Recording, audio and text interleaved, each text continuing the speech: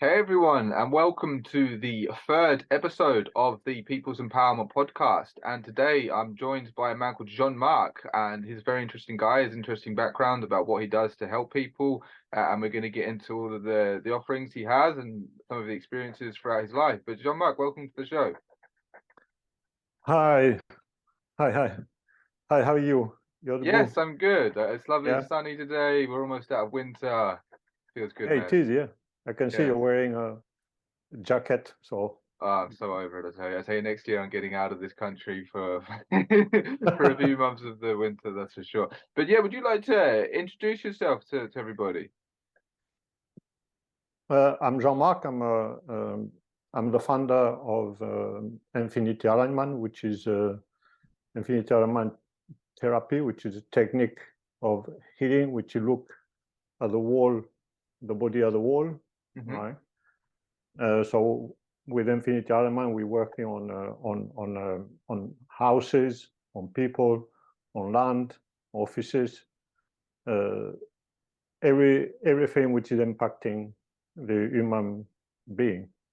Electrosensitivity, which is a big topic at the moment, Yeah, but all this, the way we are bombarded with waves and all that, but not only that, what we are wearing, what we are having in the mouth, and this other thing. So all cause electrosensitivity. I'm also a naturopath, qualified naturopath nutritionist, and with many years of experience there and in consultation and so on. Yeah, and I love what I'm doing. I'm very passionate with what I'm doing, uh, and yeah, it's beautiful life. that's awesome, man. When you found something that you're passionate about and then it also helps people and you can, make a living out of it, that's brilliant. And so, how long have you been doing this for? Uh, the naturopathy for me it started when I was 4.5 years old. Okay, that's pretty early. Yeah, well, I realized at the time if somebody need to look after this guy here, this body, he had to be me. He had to be somebody I can trust and dedicated for his own health Yeah. and for the health of the other and for nature and the environment. That has been my life. So So always you, I enjoy what I'm doing. Okay, so you started when you were a child and you developed this brilliant perspective that you've got to sort yourself out to, look after your own body. When was it that you started like helping others?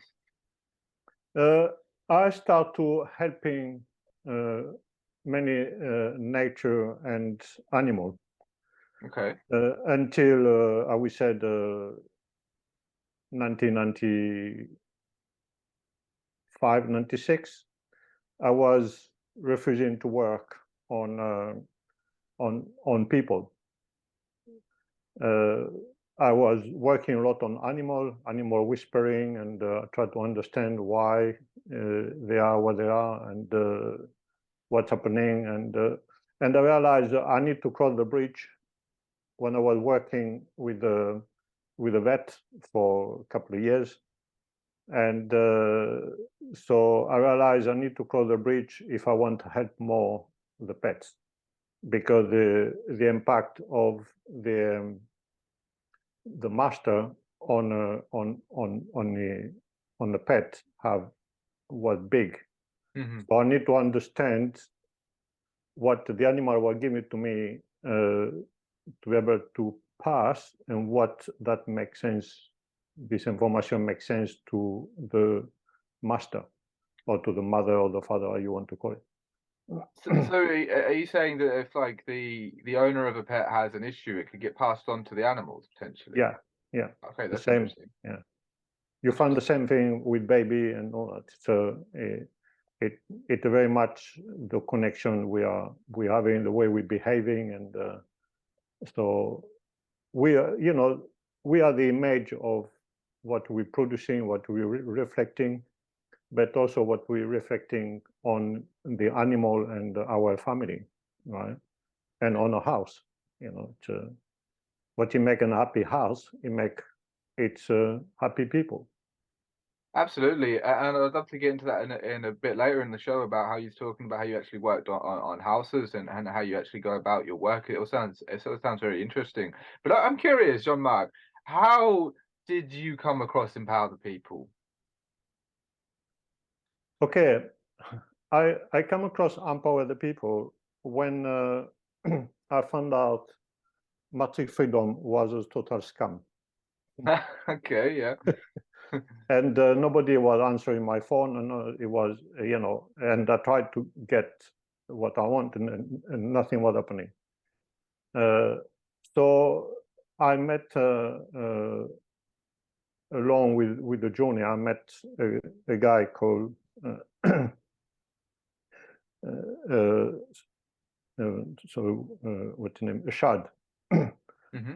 And Shad recommended me Simon. He said, you should be in touch with Simon, and she will help you to go through that and through the Matrix Freedom problem you have with. And and I saw the way she was so dedicated to what she tried to build up, and so true, and so herself putting through it herself into this world where it is really cutthroat environment.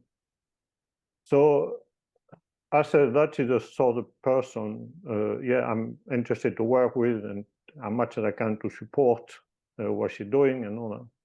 And that's why I start to follow, I start to be part of it, and try to be as much as I can involved into it.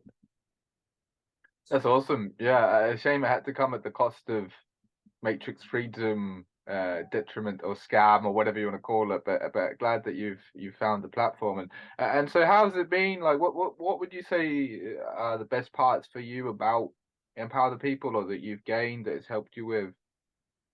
Well, the big thing is to realize you're not on your own to fight what you believe into, Yeah. right?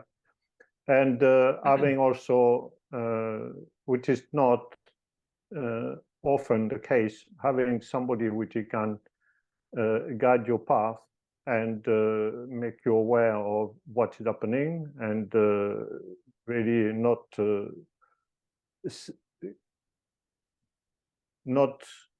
throw yourself into the fry pan and said, please rescue me, right?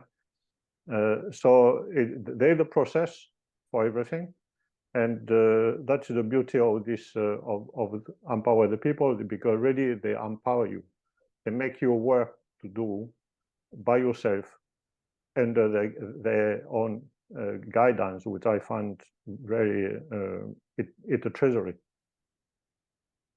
Yes, absolutely. And it's good. It's better to like teach someone how to do this themselves than to just sort of do it all for them, like that old analogy of teach a man to fish, right? Okay, great. All right. So, there's a few things you spoke about initially that was really quite interesting, and I'm curious on how you go about this. When you say you would work on somebody's house, I've heard this concept before myself, but other people might not be aware. What do you mean when you say that? Well, the thing is, when uh, because the house it's an extension of ourselves, right? It's like having another child, or to look after, maintenance and education and all that. We tend to do too many things for ourselves in a house, not enough for the house, right? Okay, yeah. So, for example, just a simple thing. I found this picture and I'm going to put in a house. And the question for me is it the right picture for the house, or is the right picture for me? So what this picture going to bring to the house, and Mm, what you're going to bring to me, right? So it's also showing a dedication to the house. It's the same if you said, okay, if I buy the thing for the child, does he really need or not? Or I buy it for my satisfaction, you know? Or if I give a piece of chocolate to the dog, which is not advisable, but this is something uh, to feed something myself, or to really feed the dog. Yeah, that's deep, right? That's getting into some pretty serious concepts there of getting to know yourself and all of that. Does it tie into Feng Shui by any chance? Is it related? Like what you do? Well, it's very much about I, I like Feng Shui. I like Vastu. I don't know if you know Vastu. Vastu is No? the Yeah. Indian Feng Shui, Okay. much Yeah, no. deeper. I find I resonate more with Vastu than Feng Shui. But the idea is to create an harmony with everybody in, without breaking anything, without changing a lot in the house. Hmm. But first, what we are to identify it's there's something which is the core, as we said, of the work. It's looking for the heart chakra or cosmic heart in a house. Interesting. Okay. Yeah. And that if it's outside the house or if it's into the corner, uh, it means all the difficulty in a relationship, which, which is living in a house. So it can be a relationship between a couple or relationship between with the children and all that, or with the animal, or the relationship direct with the house. But the heart is really mean what it means. You know, if the heart is outside the house, and imagine what happened to you if your heart is outside your body. How do you feel? So I don't think you feel good. No, and especially not for very long. So the idea to identify that and why this problem occur and how we can bring back into and bring all the chakra inside the house and creating a beautiful aura. Uh, It, that's really interesting, actually. And as you're speaking, I'm getting loads of questions going through my mind here, but I'm also reminded of like Hermeticism and the as above, so below, and how that I really think a lot about that quote. And it's interesting you're mentioning how, well, obviously, that the human has these energy fields and chakras and whatever, but then to extend that to the house is really quite interesting. So, how would you like identify where the chakra of a house is, for example, or where the chakras are? well, the first thing when I'm working in a house, or I got the plan, so I can identify on the plan. A plan you can really draw and find from a plan of the house. You can create a, a treatment for the people living there. It gives you so Interesting. much Okay. information. Yeah. Yeah. And also, or when you go to the place, right? So before I get, when I'm going to the physically to the place, to the space that I have to work on, I always walk around outside the house and to see anything, any crack on the house or outside the tree, if the tree is straight or the tree is lining want to escape where he is, because the tree really or which of the plant are there, so you can really identify what you already doing according to what nature give you, right? Then all this information nature give it to you. What is interesting, it's when I'm going to the house, I always go around, have a feel, and I ask the person which is contact me. So because it's very important to deal with the person which contact you. Mm. They mean she feel something in a house which is not correct for herself, right? And I try to calibrate this person in one of the room which I feel is quite neutral. And Oh yeah. after Okay. I walk around the room and I ask the person to do a specific movement to using the flexibility of the body. Uh, on a way have, she can put, we said, she will have something tangible to where she can make a difference before and after. Because what is happening most of the time, it's the person working on space clearing or this sort of thing. go around the house, said, okay, you have that, and I clear it, and how you feel. It's not the way I'm working. I want the person to feel if there's any, I would say, any energy which will make the body out of alignment. So depend if she can bend over, or if she can lift the arms, or she can lift the legs. It's very specific. We call that posturology movement. Okay. And some of the room, the person cannot lift the arm. It's like lock, and because there's something in the room where she is really causing have an impact, a trigger, an electrosensitivity to the body. So the body is reacting by locking the muscle system.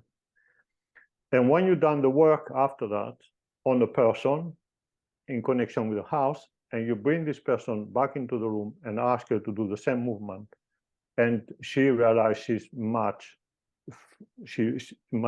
fluent. She's flowing, the tension is gone, and that it's what I call working properly on a house. So the person, you got something tangible to give to your client.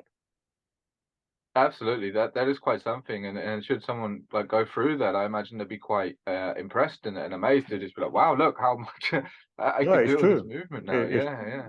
it's true. You sometimes they are completely locked in the body.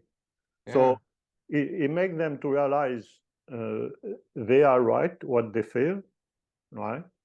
In the meantime, you empower them, and you teaching them what it's about and why we have this problem.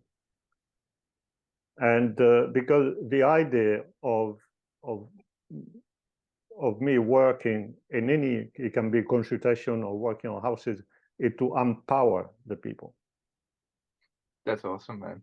It's that's why I'm reasoning well with empower the people, with Simon and Simon, because that's always been my goal from the beginning, always empowering the people.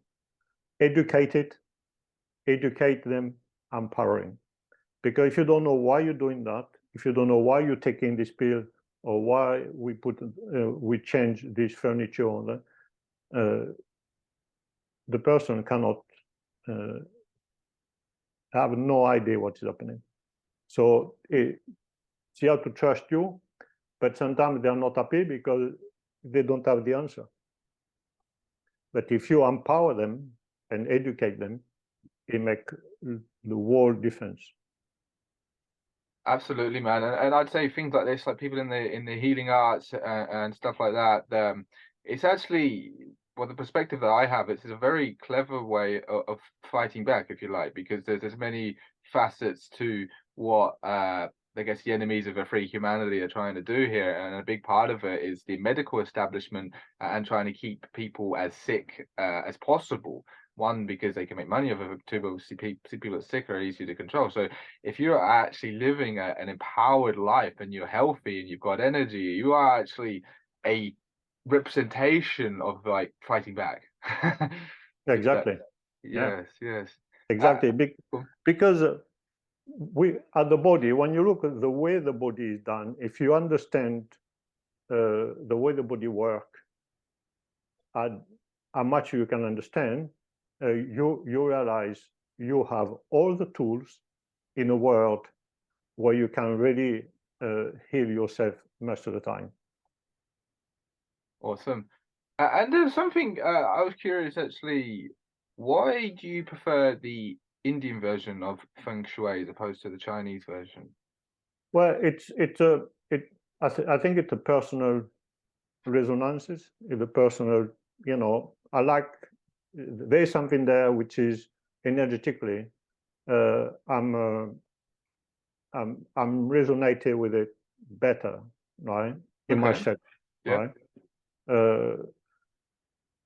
Maybe because because I work with architects, they're working with Vastu in India, and not me going to India, but Indian architect I was working with, and I felt the deep of this technique, because it's really also connected with the health of the person. I haven't found, it's quite a difficult subject, because people, they said, oh, Feng Shui that, the Vastu that. So for me, it's more, it's something I've been learning and something I've been reading about it and all that. But with the space alignment, with therapy, is completely different, because we're taking the person from A to Z. So what I'm saying from there, what I mean from there, it's because I'm looking about what is happening to this body first. Why this body is out of alignment and is not functioning, why this body is in pain, and what is causing this pain according to the house, right? So when I start to look into the mouth of the person, and I'm seeing all the material which are there, which is causing a lot of electrosensitivity. I'm not going to talk about amalgam or something, because it doesn't make, it's not what I mean. Every material you put in the mouth, it can be ceramic, or it can be, it's made of oxide. And oxide, it also vibrating and causing electrosensitivity if it's not the right product for yourself, right? It's like taking aspirin if you're already taking some blood thinner, this sort of thing. Be very careful what we do. Well, that's interesting you mentioned that. I have a story that is almost inexplainable, apart from when you use a perspective like one you've just used. And that was many years ago. I got amalgam fillings, the mercury ones, and they were okay. They never gave me any trouble until, interestingly enough, I was actually in Australia, and I did the longest meditation I'd ever done. And I'd already been practicing for a couple of years, but for some reason, this was just the deepest, longest, most continued focus. And it triggered something in my body, because then my amalgam filling started to play up. I started to taste a bit of weird metal, and I started getting these serious, consistent headaches, and it was really strange. I started looking online. I'm like, wow, these fillings, but how did the meditation trigger that? It's like my body started to reject it once I got to a certain vibration or something. It was very, very interesting. What do you think about that? Yeah, that's it. And there is a time also when we got something in the mouth for a long time, or wearing something on ourselves for a long time, the body tends to accustom to it, right? But today is the time where I think, because you are doing the meditation, so you trigger something more powerful than before, and there the body start to feel it now the time to remove amalgam, right?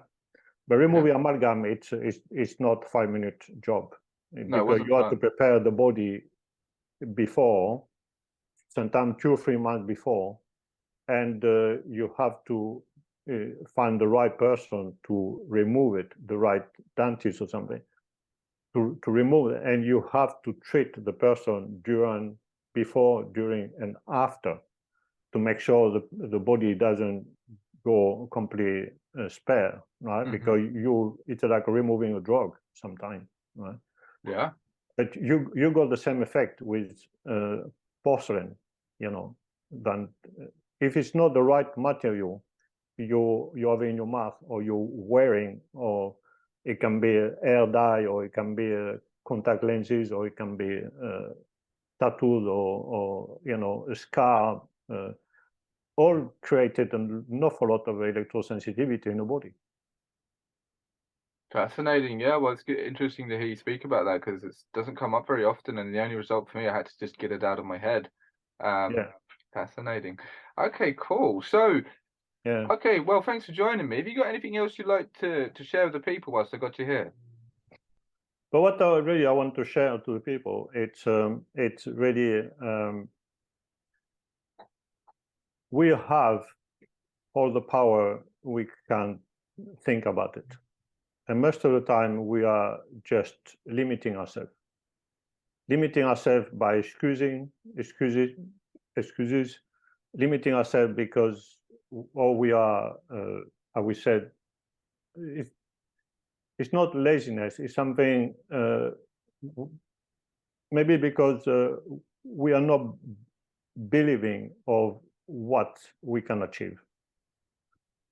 And so we always said, okay, or we're going to see somebody else to fix our problem, right? But it's not the way you learn. The way you learn, if you got something which is really bother you, is to try to understand why this thing happening to you, why you are in this path. And my question, when I got the client coming to see me, it can be for any sort of illness, right? Because behind the always trauma. But my question is always, what about if the illness try to heal you? Yeah. Powerful, eh? You got to think about that. Because if you want the person to embark into the journey of looking after herself better, they need to understand why they are there. And sometimes I always got this